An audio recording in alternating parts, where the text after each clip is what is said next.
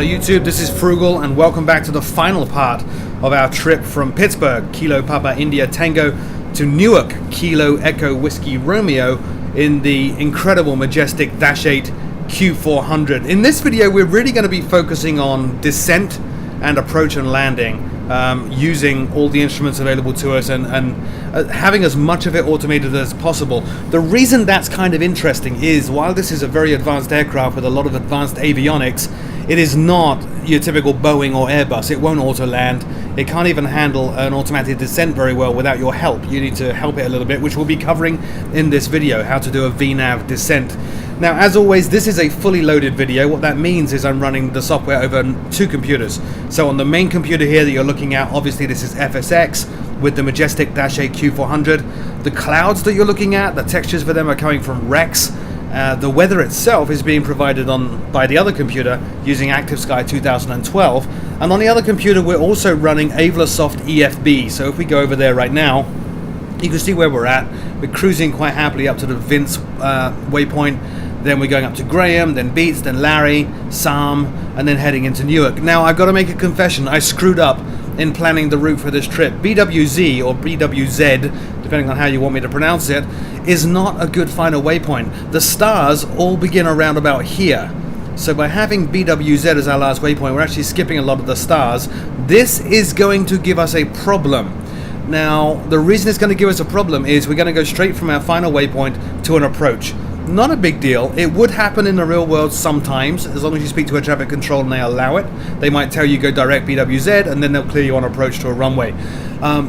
For us it's a problem because it's going to be quite a rapid set of events from here to landing. Let's go and look at the weather and see where we're going to land, and then we'll start looking at Vnav and plotting our descent. So that's locked on the closest airport to us currently, so let's go ahead and change that to KEWR. Okay, so the wind is from 270 at 7 knots. The pressure altimeter is 29902, which is standard, so that's cool. One less thing to worry about on the descent. 270. Let's go and look at the ground at Newark. Here's our airport map. So with a wind from 270, we're going to be landing on one of the 22 runways. We're actually going to choose 22 left. It kind of makes sense. If there were other aircraft in here and air traffic controllers, then they would be dispatching aircraft to take off from 22 right because it's closest to the terminal. So we're going to land on 22 left. That's how we need to plot everything according to how we need to plot everything, like our approach and stuff like that. So still using the EFB, let's see what we've got. We can't do the arrival, that would be the star, but we can plot an approach. So select the approach, runway 22 left. We want the ILS approach. Aha! That is giving us a transition onto the approach of Papa Alpha Tango Romeo November. And you can see here, arriving from Bravo Whiskey Zulu to runway 22 left via ILS runway 22 left transition Papa Alpha Tango Romeo November. That's what we'll do. Click on OK, click on Activate. That's what our approach looks like. I have flown this a number of times. It is challenging because of these turns here. You can see it's a very, very, very short approach, short final. Now that's a challenge you're going to see because of the way the -8 handles approaches. You go to flaps 5, obviously before this turn would be flaps 5 about here. You can't go to flaps 10 without the gear down. You get a lot of configuration warnings in the cockpit. So we're going to be flaps 5, and on this turn it's going to be gear down, right about here flaps 10, right about here flaps 15, our landing flaps. All the while we're also going to be running our landing checklists and making sure we're doing everything completely by the book.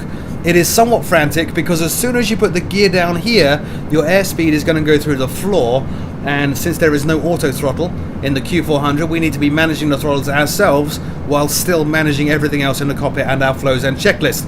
Quite a challenge. We're getting a bit ahead of ourselves though. Let's go into the cockpit and see how to plot out Vnav. So here we are back in the cockpit. The reason you want Vnav on an aircraft like this is it typically shows you where the top of descent on your route is. We don't know where that is. So since we're not flying with air traffic control right now, we have absolutely no idea where we are going to descend. And you can prove that if you click on Format. In fact, let me bring up the flight plan here. We'll click on Format here. We'll start stepping through. As I step through, you'll see the display up here change. Nowhere in there do you see a top of descent marker, so we need to get one.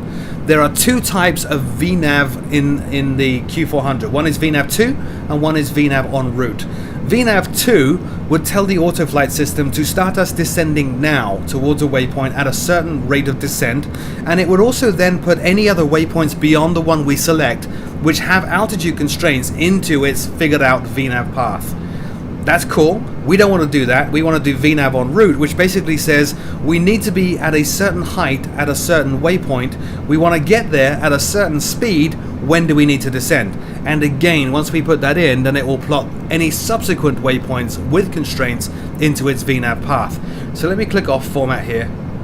We will bring up the FMC, CDU, call it whatever you wish. I'm going to call it an FMS.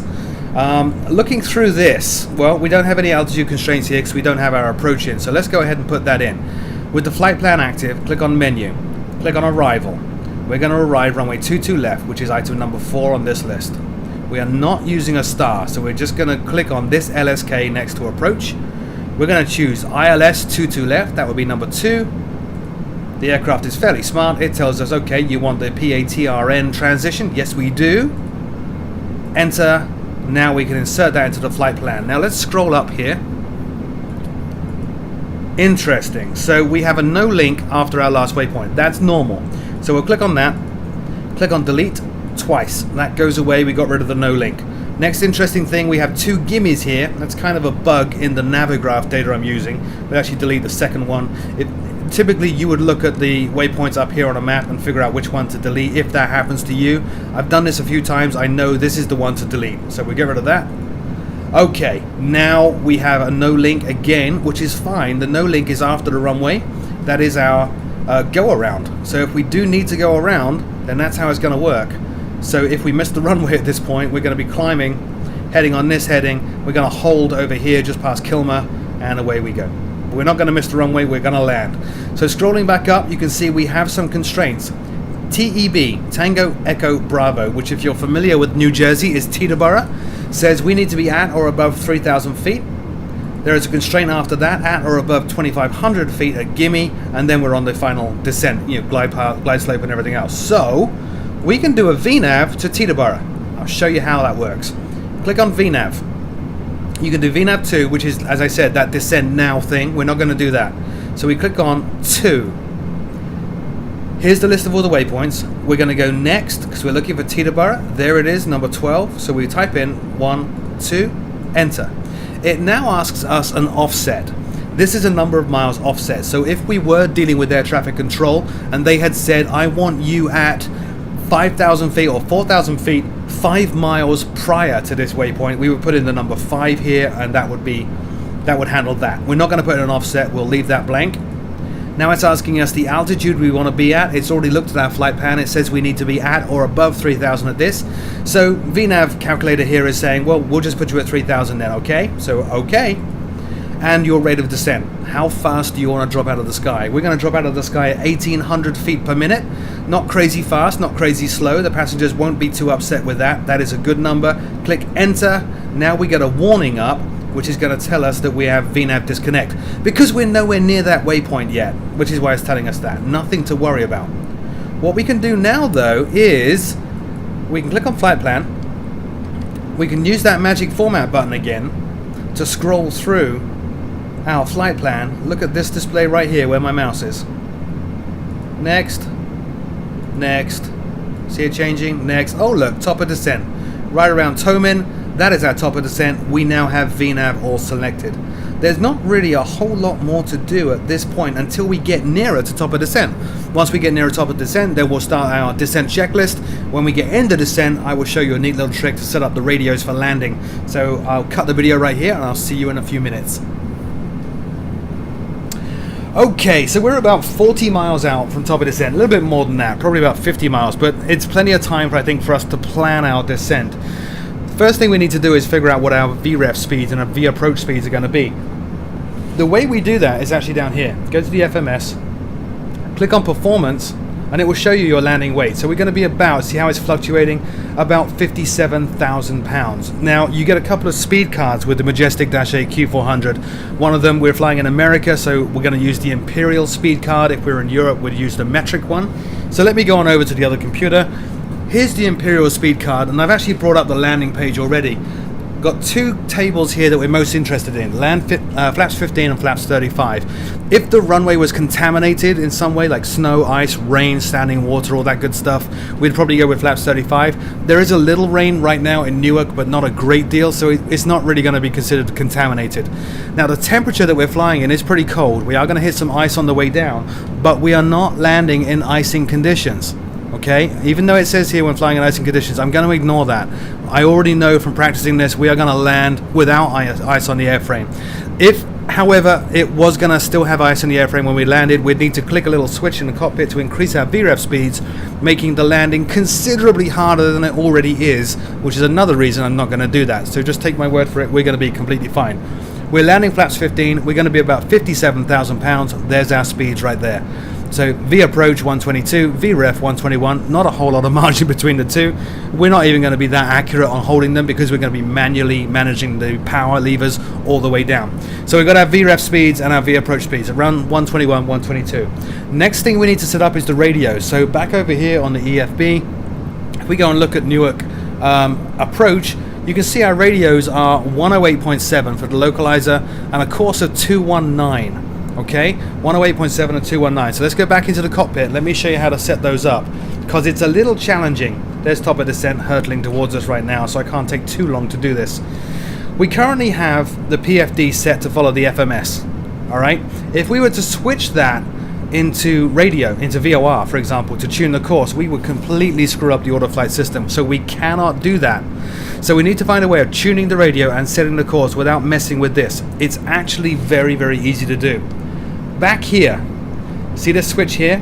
You can set how the radios are tuned, whether they're tuned here or from the FMS. Right click that twice, set it onto FMS, same on this one. So that means we can use the tune button here to set our radios up. So all we're going to do is go nav 1. We know the localizer is on 108.70. Enter. Done. We just tuned our radio to the localizer at Newark. 108.7. Pretty awesome. Now we need to set the course that we're going to intercept, the radio for landing, the ILS basically, which is 219. The way we do that is a little odd. Remember the format button from earlier? Click and hold the format button. You'll see a bunch of stuff appear up here. That's quite normal. Now we can rotate the course knob and set the course. See the course changing there? We're going to set that down to 219. Nearly there, nearly there. There we go. 219, all set.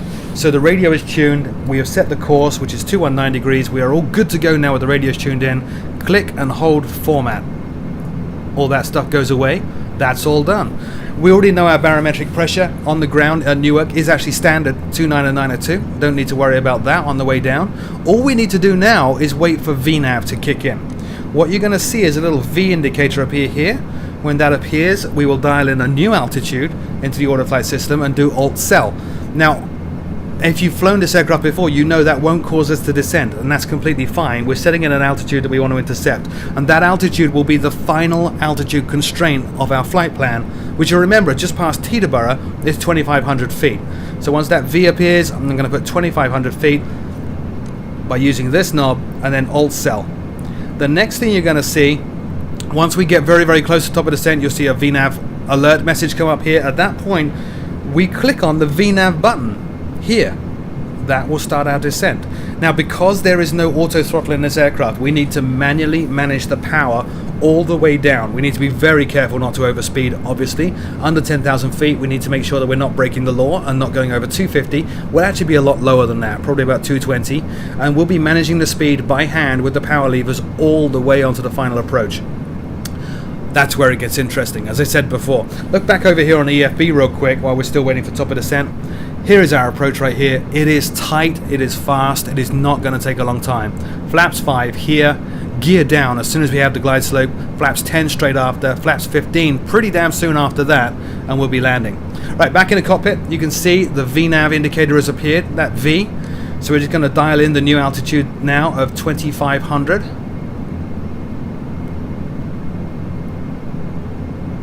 Whoops, a little bit too far. And Alt-Cell. Always hit Alt-Cell after changing the altitude. That locks it in and says this is the altitude that we want to intercept. Now all we need to do is wait for this top of descent bubble to hit the airplane. When it does, the alert will appear here and away we go. So a lot less automatic than say a Boeing or an Airbus. Actually a lot more satisfying if you can get it right. It takes a bit of practice, but very satisfying when you finally do get it. Let's put our FMS down here back into nav so we know where we're at and what we're doing. Everything's looking pretty good. Okay, so we're about to collide with the top of the descent bubble.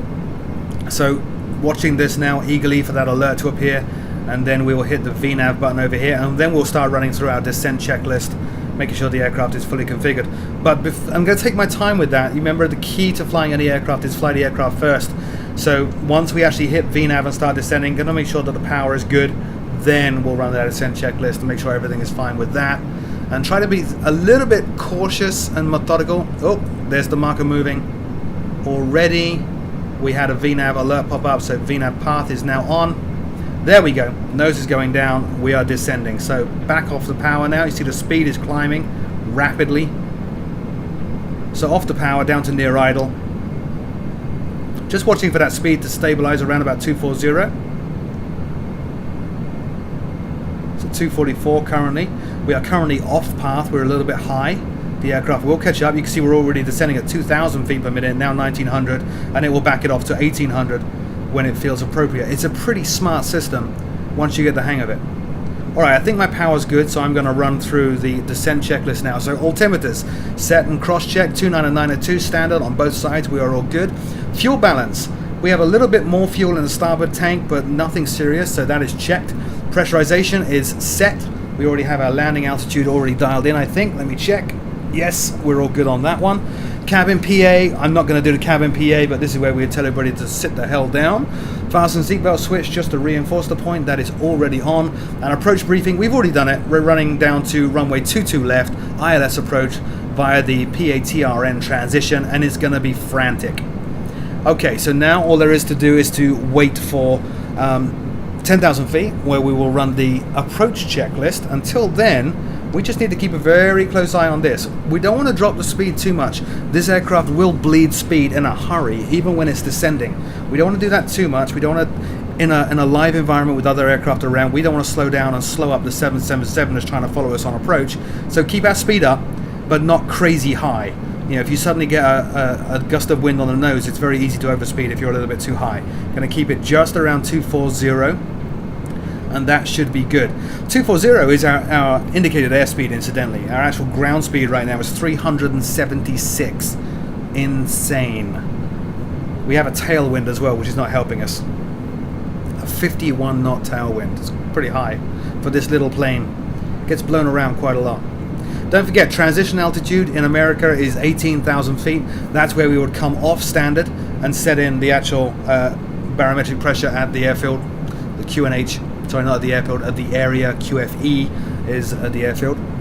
We don't need to do that because in Newark it is today 29 and 902, which is incredibly convenient and not something I planned, but I'm very grateful for.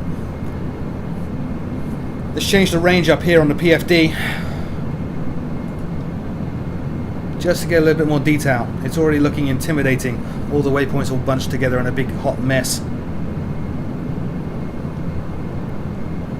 We will still follow our standard cockpit flows though, so transition level, we've set the barometric pressure already, 29 and 902, we are good. Our decision height's already been set incidentally as well. It is 200 feet, and that's what we're going to be using. That is the the decision height at Newark, so we're all good on that. Ignore these V-fry and V-climb diamonds. Those were set on takeoff. They bear no relation to flaps lowering and all that good stuff when you're on approach. Typically what you do is first stage of flaps about 175, and then second stage 160, third stage, landing stage in our case, at 140. Now gear is going to come down pretty much straight after flaps 5 though. You need to be, I've got to stress this again, once we get up here and we start these turns, as soon as that gear comes down, you need to be really all over the power levers. The gear coming down puts a huge amount of drag on this little aircraft, and you will very quickly find your speed dropping to the point that you'll get a stick shaker. If that happens, autopilot will disconnect, and we will be using the autopilot to intercept the glide slope and the localizer, so that would be very, very bad. I've had that a few times now. Don't really want that to happen again, so just be aware of that yourself when you're flying these approaches, especially a short final like we're doing. You need to make sure your speed is where you expect it to be and not dropping, or you will have very serious problems. So we're pretty much on Vnav path right now. Keeping an eye on the indicators up here. As some of you are aware, if things cause this aircraft to deviate too much from its flight plan, then LNAV will go to wings level, and climbing and descending will go to pitch hold. So we're making sure that LNAV stays up here, Vnav path stays up here, alt cell stays up here, so nothing is broken, everything is working just as it should. 15,000 feet, dropping nicely. We've actually reduced our rate of descent quite a bit. I think we were accelerating too much there. Speed is coming down as well because we've reduced our rate of descent. So a bit more power. Just trying to hold it around 240. It's going to be very hard to be precise with this because you are manually moving 1 or 2 power levers depending on how your cockpit's set up. In my case, 2 of them. Which is why they get a little bit out of sync from time to time, as you can see.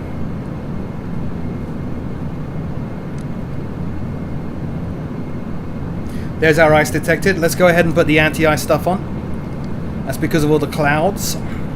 They are wet clouds. It is raining, but only a little bit. We do not expect to have ice on the airframe at landing, so that stuff needs to go off when we come into land. Probably around 5,000 feet, you'll see the ice detected sign go off. Alright, 11,000 feet. Typically around here you get a call from ATC. Froogle 1, descend 3,000 and slow to 210. So bring back those power levers once again. Start bringing the speed down. Keep a close eye on the speed. Don't let it get away from you. And it will get away from you in the negative range. It will go too slow, and that's not what you want in this aircraft. A little bit less power. Be very careful bringing back those power levers so you don't put them into the beta range or beta range, depending on how you want me to pronounce it. Last thing you want to do is reverse the props while you're flying. Okay, so we're coming up on 10,000 feet. Speed is dropping nice and slowly. Let's run through the approach checklist. So GPWS landing flaps, excuse me, are set to 15. That's what we're landing with. Fuel transfer is off. Hydraulic pressure and quantity is checked. They are all good over here. Caution warning lights. Let's make sure that the display above us is all black, which it is. External lights now go on. Click, click. Ice protection is set. We just set that. Flight attendant notification. Cabin crew, take your seats. It's going to be bumpy. Done. So our approach checklist is complete. All we need to worry about now is our landing flow, which is going to be scary. See the rain going past the window already there. Not going to turn the wipers on. A little bit pointless this high up. I'm more interested in this stuff than what's out the window. Honestly, what's out the window is kind of scary at this point, so we'll keep looking down here. Oh great, 210. Bringing the power back. We're going to hold it there. Once we get closer to PATRN, then I'm going to drop the speed right down. This is going to go by very, very, very quickly. You can pretty much consider on this flight, not normally, but on this flight, as soon as you hit the approach, you're on the approach. So start slowing to approach speeds. So we're going to drop the speed right down to about 160 or less to prepare us. We're not going to drop the gear until we intercept the glide slope, which is standard practice. Which is where things are going to be a little bit frantic. But what I might do is after we pass this, I will probably run some of the landing flows except gear down, just to make sure that there is, just to give me a lot less to do in this final stage. Alright, getting quite close now, so let's bring the power back again. Start seeing that speed drop. Remember, 175 is going to be flaps 5, then it's 160, 150, 140 and so on.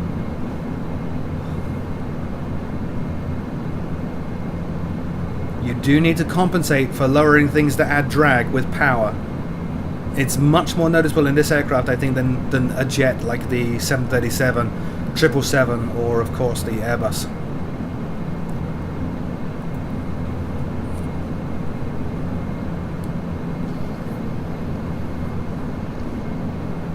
You can see our ice detected warning has gone away, so let's clear up the de-icer real quick. While we're not panicking about everything else. That goes off, that goes off, everything else is good. 192 on the speed, 7,000 feet.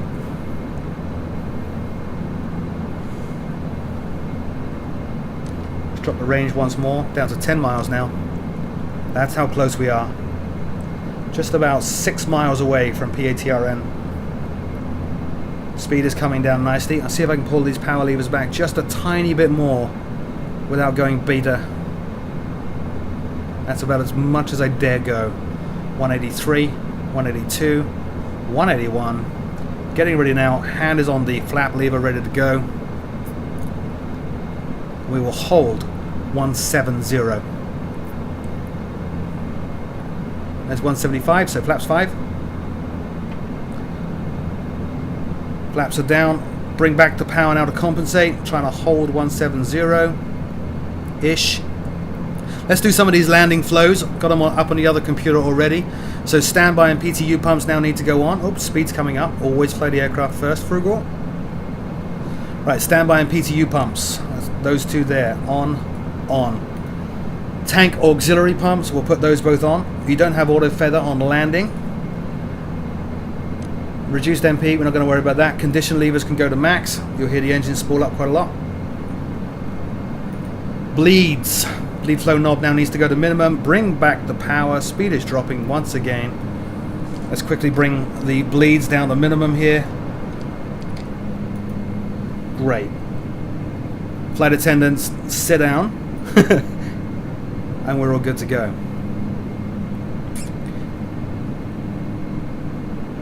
Alright, so we're coming up on our turn now. Can't go gear down until we intercept the glide slope. But I will preempt that and make sure on the other computer now I have the next checklist up, which obviously is our before landing checklist. Oh, speed has dropped quite a lot. Bring some power in there. That's what I was telling you about. You've got to worry about that quite a lot, especially in these turns. Now we already have our radios set. So as we get closer to Teterboro, I will switch from nav on the PFD to VOR. We will arm approach then, hopefully intercept the radio and the glide slope. Bringing back the power now, making sure we're holding about 170, not climbing too much on that speed.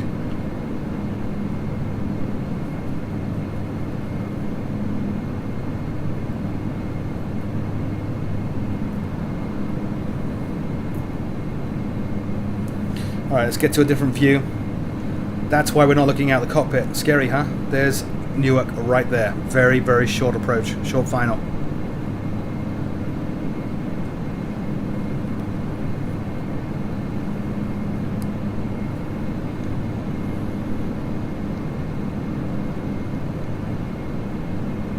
Getting quite close now. Probably about 2 miles away from intercept.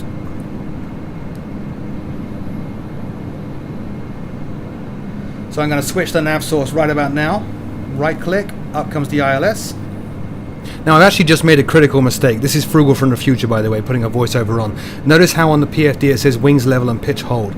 By activating the radios too soon, the autoflight system was not able to intercept the radio. It will now go into a hold until it can pick up the radio again. I've left this in the video because it's quite a common mistake, especially on a short approach like this. You're going to see in a second how I recover it, which is actually to enable heading hold to turn us back to an intercept course and get back on the radio. So that's why that's there. Enjoy. Now I think I actually screwed that up, so we're going to go to heading hold. We're going to bring the heading round now, put us back on an intercept there.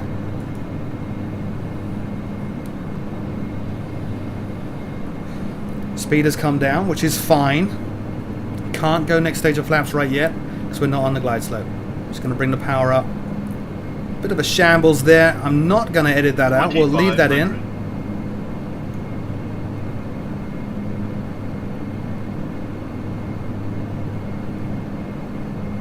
Okay, so let's put us back on course. Let's see. I should have waited for the localizer needle to become alive, obviously, before I armed approach. Bringing back the power now. Speed has dropped quite a lot.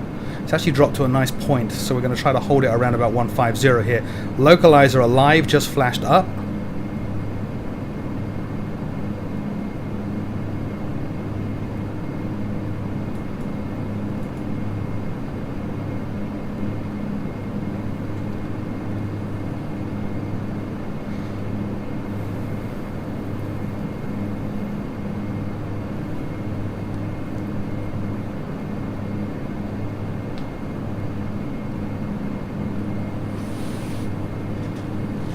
And we're looking good, so gear down. Let's go next stage of flaps as soon as we get green lights up there. Landing checklist, so landing gear down, 3 green. We have 3 greens now. Condition levers are maxed. That's the next stage of the flaps going in. Orc standby and PTU pumps are on. Bleeds are minimum. Flight attendants have been notified. Our flaps are set. Landing checklist complete, although we had a bit of a wobble intercepting. Going to bring the speed down now to our VREF 122, 121. Flaps are down. Everything's stable. Next stage. We're a little bit high, but we're in good shape. Speed is dropping now.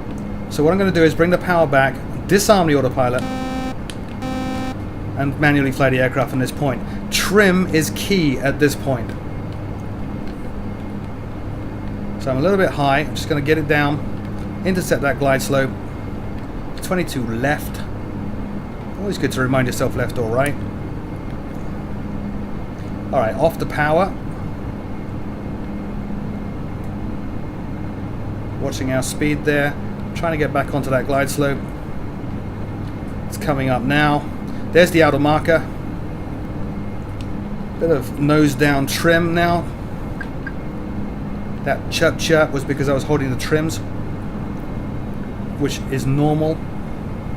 There we go. We're on the glide slope now, so bringing it back up. We'll try to stabilize this aircraft now, trim it out.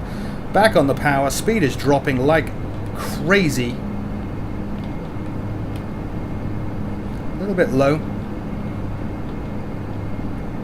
My hands right now are on both power levers, so I can rapidly respond. A little bit low still. Not a problem. 1,000. 1,000 feet.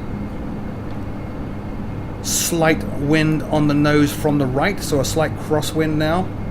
Speed is looking good. 2 knots too high. That's not going to kill us. Not as much as my poor flying anyway.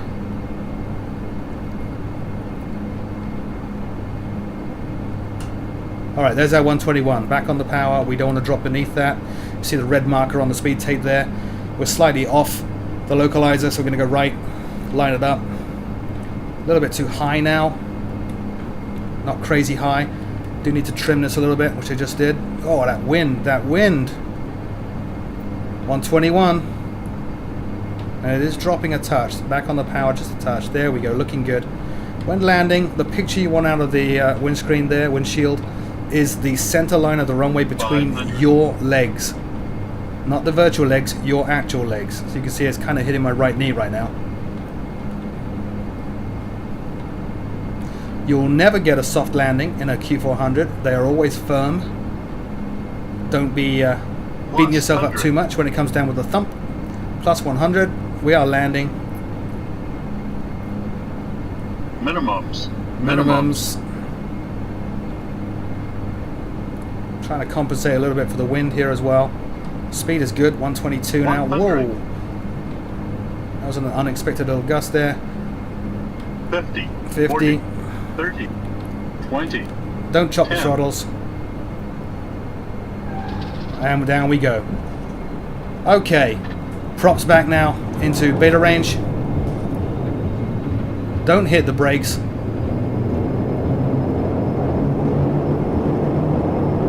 $70 knots ground speed. I'm going to leave the reverses up a little bit longer. 50 knots ground speed, so off the reverses now. Let's see if we can get that taxiway right there.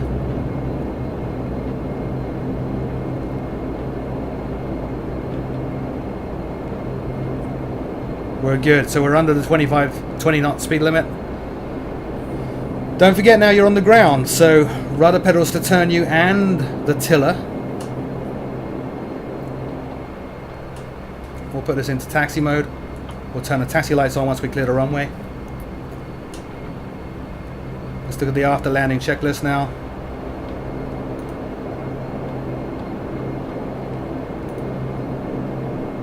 Alright, so radar now. Let's turn that off. Transponder as required. We're going to leave that as it is. Flaps can go up. Control lock now needs to come on because we're on the ground once again. Tank auxiliary pumps need to go off. Off and off. Your damper needs to go off and give us full control of the rudder. Flight and taxi switch needs to be in taxi. I already did that. Exterior lights as required, so we're going to turn the landing lights off. Turn the taxi light on. Main bus tie now needs to get tied. Ice protection is off. If you wanted to at this point, you could turn on the APU. We're not going to bother because that's pretty much the end of the video. So other than a pretty big screw up on intercepting the approach, what I did wrong there, I'm not going to edit that out. I'm going to leave that mistake in because I think it's useful. You need to be watching here and you need to see the localizer indicator here flash. That indicates localizer alive. Once that flashes, then you can arm approach. I did it a little bit too soon.